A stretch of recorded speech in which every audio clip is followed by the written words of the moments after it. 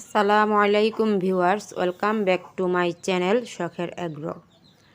শখের এগ্রোর নতুন ভিডিওতে আপনাদেরকে আমন্ত্রণ জানাচ্ছি। আপনারা সবাই কেমন আছেন? আশা করছি আল্লাহর রহমতে ভালো আছেন। তো আজকে হচ্ছে সাদা সুন্দরীর বাচ্চাদের 6 দিন। তো আজকে আমি সাদা সুন্দরী এবং সাদা সুন্দরীর বাচ্চাদেরকে একটু বাহিরে নিয়ে গিয়েছিলাম রোদ খেতে দিতে। তো আমি বাচ্চাগুলোকে খাঁচার ভিতরে রেখে সাদা সুন্দরীকে বাহিরে একটু ছেড়ে দিয়েছিলাম মাটির মধ্যে, মাটি দিয়ে গোসল করার জন্য, মাটি খোঁড়ার জন্য। আর হচ্ছে সাদা সুন্দরীর বাচ্চাদেরকে খাঁচার ভিতরেই খাবার, পানি এবং কিছু সোনালি স্টার্টার ফিড খেতে দিয়েছিলাম। আর সাদা সুন্দরী বাহিরে ছিল। তো ভিডিওতে দেখতে পাচ্ছেন সাদা সুন্দরীর বাচ্চাগুলো সোনালি স্টার্টার ফিড খাচ্ছে। আর হচ্ছে পানি দেওয়া আছে এখানে লাইসোভিট এবং কোসোমিক্স প্লাস মিক্স করে পানি দিয়ে রেখেছি। তো কোনো বাচ্চা পানি খাচ্ছে, আবার কোনো বাচ্চা সোনালি স্টার্টার ফিড খাচ্ছে। তো সকালই আমি ওদেরকে একটু বাহিরে নিয়ে গিয়ে 2-3 ঘন্টার মতো রেখে দিয়েছিলাম। আর সাদা সুন্দরী এই 2-3 ঘন্টা বাহিরেই ছিল। ও বালু আছড়িয়েছে, বালু দিয়ে গোসল করেছে, বালুর ভিতরে অনেকক্ষণ ঢুকেছিল।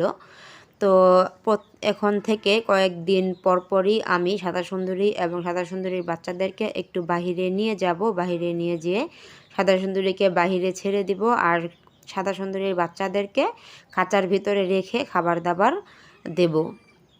তো এরকম নিয়ম করে যদি আপনারা ছোট্ট বাচ্চাগুলো পালন করতে পারেন, তাহলে আপনাদের বাচ্চাগুলো ইনশাআল্লাহ সুস্থ থাকবে, ভালো থাকবে, একটা বাচ্চাও মারা যাবে না। আর খাবার দাবার যদি ঠিকমতো দেন তাহলে তো আরও ভালো থাকবে।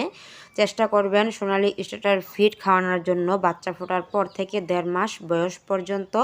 আর হচ্ছে এই 1.5 মাস পর্যন্ত হচ্ছে 1 মাস পর্যন্ত লাইসোভিট কোসোমিক্স প্লাস দেওয়ার চেষ্টা করবেন। আর 1 মাস পর থেকে আমি ওদেরকে জিঙ্ক ভিটামিন ঔষধ এটা খেতে দেব। আর এখন তো ওরা ছোট, ওদেরকে এখনও অবধি আমি লাইসোভিট এবং কোসোমিক্স প্লাসই দিচ্ছি। 1 মাস পর্যন্ত ওদেরকে এটাই দিব। আর হচ্ছে ওদের এই 2 মাস পর্যন্ত যেখানে রাখবেন মুরগির বাচ্চাগুলোকে, সেখানে মশারি দিয়ে দিবেন বা মশার কয়েল জ্বালিয়ে দিবেন, যেন বাচ্চাগুলোকে মশা কামড়াতে না পারে। আর বাচ্চাগুলোকে যদি মশা কামড় দেয় তাহলে কিন্তু মশার কামড় থেকে গুটি বসন্ত হয়ে যাবে। আর সেই বসন্ত থেকে মুরগির বাচ্চা মারাও যায় যদি সঠিক চিকিৎসা না পায়।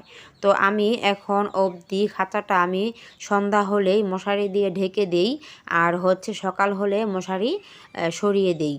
তো এভাবেই আমি আমার ছোট্ট দেশি মুরগিগুলো পালন করে থাকি, বাচ্চাগুলো পালন করে থাকি।